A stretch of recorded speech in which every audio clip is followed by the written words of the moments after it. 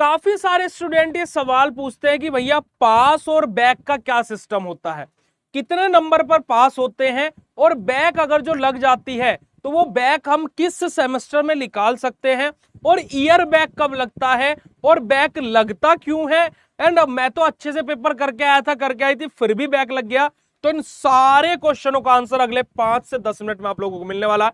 तो वीडियो को लास्ट तक जरूर देखिएगा, सारे डाउट आपके क्लियर कर दूंगा। और कोई भी क्वेश्चन अगर जो आपका बचता है, वैसे बचेगा नहीं, अगर जो बाई चांस बच जाता है तो आप कमेंट सेक्शन में पूछ भी सकते हैं, डेफिनेटली आपका रिप्लाई मिलेगा।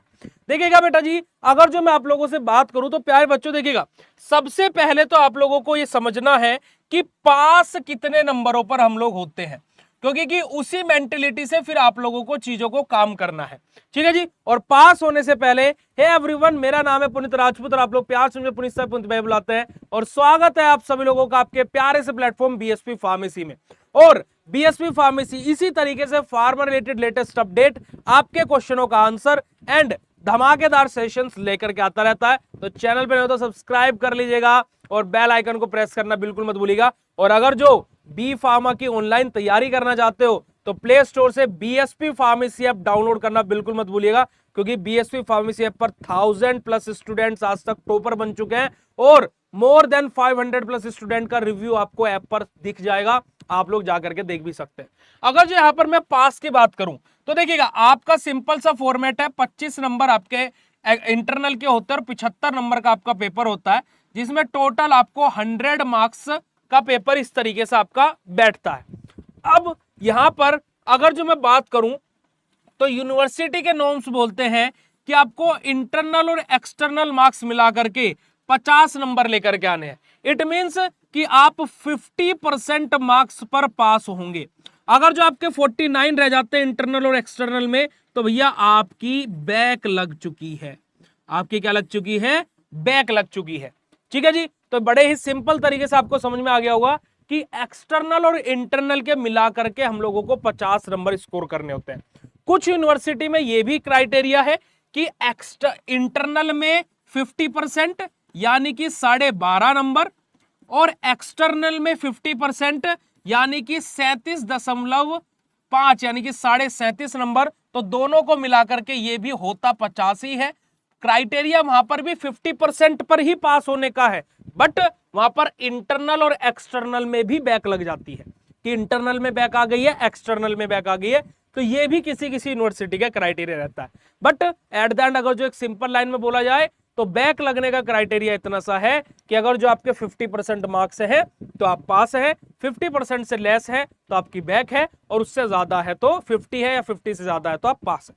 चलिएगा, अब क्वेश्चन आ जाता है कि भैया फॉर एग्जाम्पल मेरी पहले सेमेस्टर में बैक लग गई, जो कि नहीं होना चाहिए, पर मेरी किसी भी रीजन से फर्स्ट सेमेस्टर में बैक लग गई। अब मैं इसके एग्जाम कब दे सकता हूं या कब दे सकती हूं?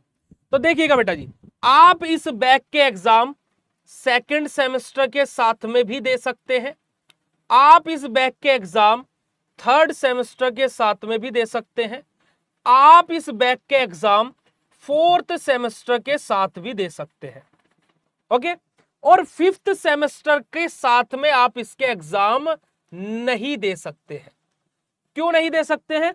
क्योंकि कि आप अगर जो फिफ्थ सेमेस्टर की बात करूं मैं, तो जब आप थर्ड ईयर में आ जाते हैं, ये थर्ड ईयर का है फिफ्थ सेमेस्टर, जब आप थर्ड ईयर में आ जाते हैं तो आप अपने थर्ड ईयर के एग्जाम तभी दे सकते हो जब आपका फर्स्ट ईयर ऑल क्लियर हो।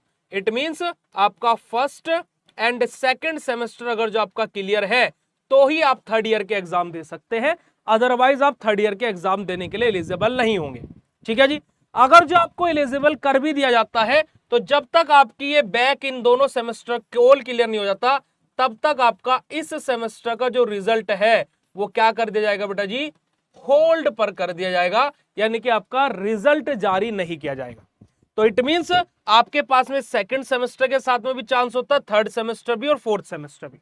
अब बहुत सारे बच्चे बोलते हैं कि भैया सेकंड सेमेस्टर के साथ में तो हमारे कॉलेज वाले बोलते हैं कि एग्जाम नहीं देने चाहिए। ऐसा क्यों बोलते हैं? उसके पीछे का भी एक रीजन मैं बताता हूं। देखिएगा, होता क्या है बेटा जी, हम लोगों को पर ईयर क्या मिलता है? 6 to 7 मार्क्स तक का ग्रेस मिल जाता है। ठीक है जी।